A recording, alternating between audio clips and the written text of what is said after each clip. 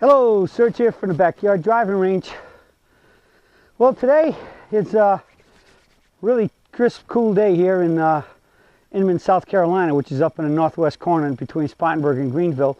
And so we can get kind of chilly. We get a little bit of snow.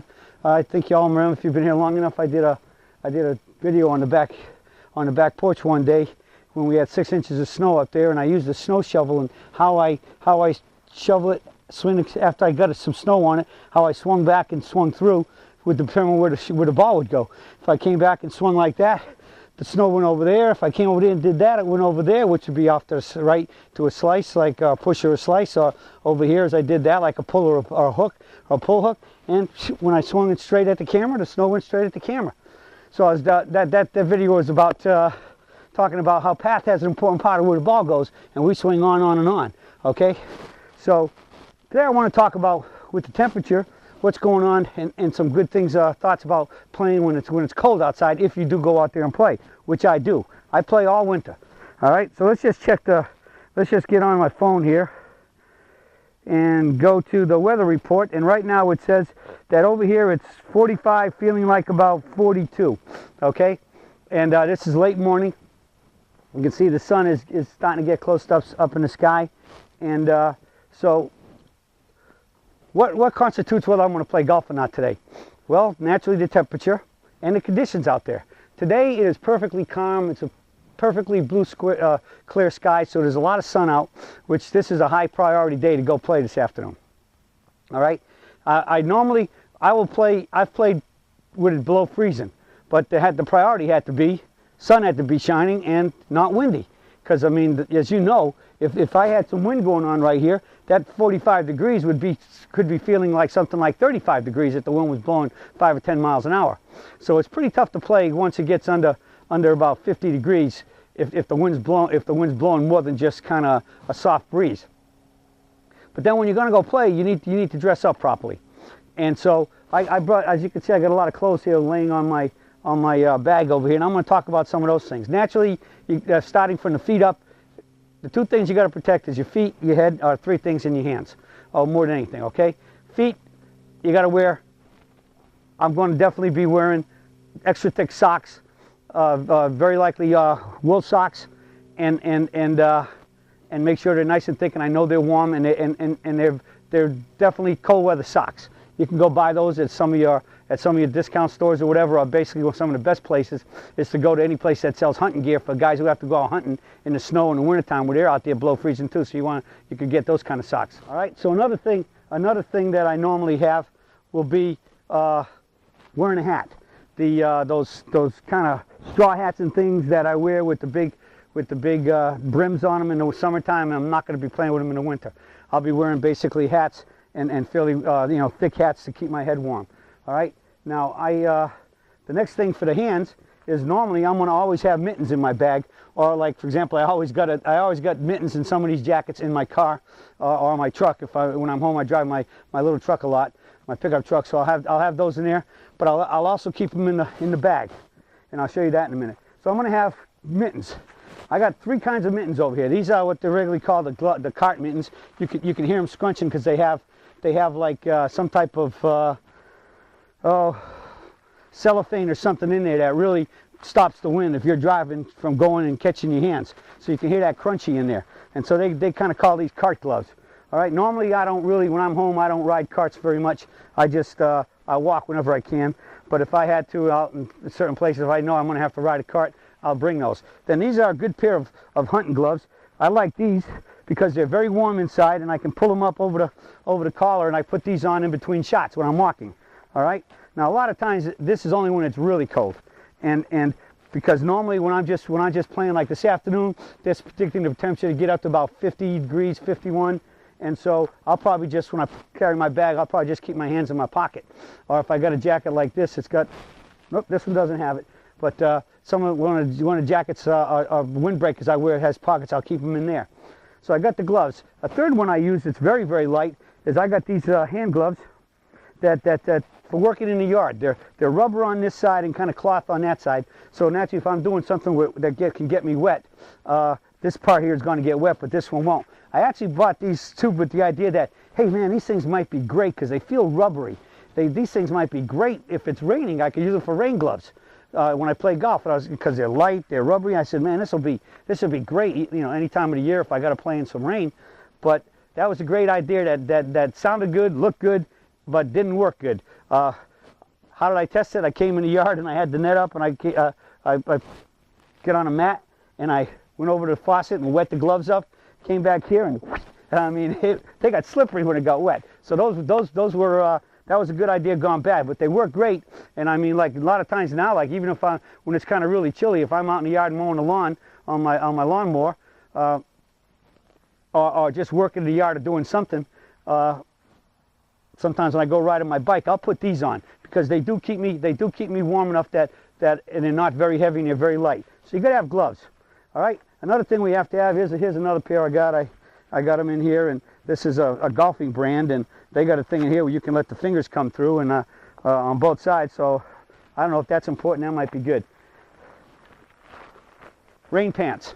A lot of golfers, when it starts to get chilly and cold, and I mean on a beautiful day like this, to keep themselves warm, they'll put on rain pants. I almost never have to do that, but a lot of guys do. And I mean, whatever it takes, you have to stay warm, because once you start getting cold, everything's going to be starting to give you some problems. Now, two of the things that I do is, as soon as it starts to get chilly, I start to, as you hear them say on the news at night sometimes, layer up. See, right now I have this nice little kind of windbreaker, and this is just cotton or whatever, and I'm just wearing this for now just to show you that this is just cotton. Now I got some like this that are a little bit more than this. Here's one, the same thing. It's nice. It's 100% cotton, but inside it's got a little bit what feels like somewhat of a windbreaker lining. All right, so this has got double duty. All right, so it's got the windbreaker lining inside. The outside is cotton, and it's not too heavy, but this one's a little bit more heavy than this. The other thing I like is these two have elasticized cuffs. Okay, I like that because they stay in place. I don't like wide hangy cuffs, because when you put them up, and in many cases with me, with my long arms, a lot of the shirts that I wear, stuff like this, is really not long enough. So a lot of times, you might have even seen it when I get out here and do hit shots like this, I have to pull them up a little bit, and they stay better there. Naturally, I'll pull them down when it's time to walk again to keep everything covered to the end. The other thing I start layering up is this morning. Right now, I have a all cotton t-shirt underneath there. As you can see, it's black. Then I got a long sleeve shirt. All right. Now sometimes, depending on what the temperature is, I might only have the long sleeve shirt without the t-shirt. But most of the time, when it starts getting chilly, I always want a t-shirt to keep the body heat as close as I can. I want to keep my back warm. If my back starts getting cold and it starts tightening up, everything tightens up. So I'm always for really keeping my back warm. All right. The other thing I do sometimes is, if it's cold enough, sometimes I'll go to all cotton long sleeve t-shirts. Again, as you can see here, I got two different ones. So one of these I would wear to play golf, the other one I won't, but I'll wear it around the house or in the yard if I'm working. This one just has full cuffs, just stitched here. This one has elastic cuffs.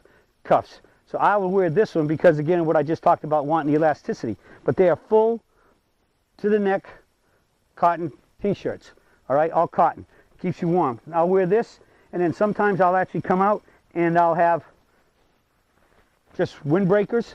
I got long sleeve ones and I got short sleeve ones. So like today, it's about 50 degrees or 51. If I need to put a windbreaker on, say later in the afternoon, because the sun's going down, or maybe there's a little bit of puff of breeze, but I'll put that on mostly to keep my chest and especially my back more warm. But if I don't feel cold in my arms, I just put the short sleeve on. If I feel cold everywhere, including my arms, I'll have this, and then naturally the gloves. So those are a number of priorities, and then ultimately, I got a couple other things. Then I got just other windbreakers, and these are totally full windbreakers. And this is, again, one of those windbreaker shirts. It's kind of cotton up all outside, but it's got that lining inside that adds a little bit more to keep the wind out. So I got different alternatives. And then ultimately, this is the ultimate one. When it's going to get really cold, and again, I do these things when I'm going out to teach, if I'm going to be giving lessons when it's fairly cool. These are thermal undershirts.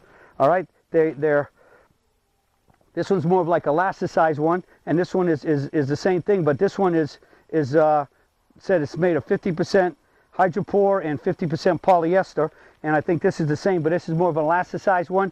And I love these things because they really they're the nth degree of keeping me even more warm than the cotton ones. Okay, so the whole key is you have to keep yourself warm. All right, so wear that hat, because remember, we got a lot of loss, heat loss from comes out. The major heat loss in your body comes from out your head. Keep your extremities, your feet, especially your toes, and your head and hands warm, and you got a chance. And I think the next, if we're going to add a fourth one to it, at least I think the next most important one is making sure you keep your back warm. And so that's why, like I said, I'll go to the windbreakers if it starts to get a little bit breezy and/or really chilly. And because why? Windbreakers are really light, but they do as they say. They keep the wind from hitting your body. And so even as good as all these things are, any lightness that I can put on it to help stop the wind getting to my body will be an advantage. All right. I sometimes think maybe in the wintertime you definitely ought to be wearing some type of some rubberized shoes, so that because if it's the grass is a little wet or damp or cold, it's gonna help a little bit more. But the socks are really big. Finally, as we're talking about gloves here, they do make some winter playing gloves that you can usually buy in any golf shop that's open for winter play, and you can put those on, and they're naturally a little bit thicker than normal playing gloves, but they usually have a Velcro thing to tie it up here on the top real tight so you can keep them on well, and those work well. And then besides the regular playing, the big mittens I talked about that you can put on, extra big mittens in between shots, but they got them and you can buy them for both-handed. So you got those gloves that you get them for both hands, your left and right. And then lastly, a lot of times you can buy these what do you call them? These little hot packs. And somehow you break them or crack them or something, and it lets out, it does something, they get really hot, and you can keep it in your pockets, and so when you put your hands in your pocket, you can slide them down in your gloves, it can help keep you warm. And so that'll be a great help too, absolutely. But remember, the thing is, you can't use those, you can't like put them in your back pocket and put your golf balls in there. Or if you got golf balls in, and you keep a golf ball in this pocket, you can't put it in there and use it to warm up your golf balls. That's against the rules. You can warm yourself up, but you can't warm up your golf balls. The only place you can warm up your golf balls naturally is just keep them in your pocket close to your body. And when I play golf in the wintertime, normally I'm going to have 2 or 3 balls in my pockets, and I'm going to swap ball every hole. I'm going to swap balls, and I got the rotation with them. I know what the rotation is. So I'll play the ball one hole, put it back in my pocket, the middle ball out, play that, and I swap them in that three ball routine. But I'm always keeping those 3 in my pockets and moving them around, and that helps too. But you can't use those hand warmer things that you can put, packages that you can buy. You can't use those to keep your golf balls warm. Only you can stay warm with them. Okay? So that's another things that we can do to some exterior things to keep ourselves warm. And so we say toasty and comfy to keep our hands, especially our hands, warm, so you got the feel to hit good shots. And last but not least, if you do play golf in the wintertime and you do ride in a golf cart, I'm sure anybody who's done that knows that you can go and buy these covers that go over a golf cart. In most cases, they got a zipper up that you can zip up and down, and on each side to get in out each side of the cart. They got little clips that come in and hold it down tight. And then you go buy these little propane tanks that sit into the cup holders in the front, and it's got the heater thing throwing out heat, and you can stay really warm and toasty in those things. And so you see that a lot at the courses, like you see that a lot around here, because again, like, we don't really freeze over very often, and so as long as the courses haven't frozen up and the greens haven't frozen, they're going to let us go play. And so, but many times, like I said, we're playing down here in the high 30s, low 40s, and when you know the diehards, when the weekends come and they want to play golf, they're out there. And so a lot of these guys are still going to ride. They get the covers, they get the propane heaters, and that works. A lot of times when it's fairly cold, I don't like to go in those, because to me, when I go in and then I come out, I get chilly fast.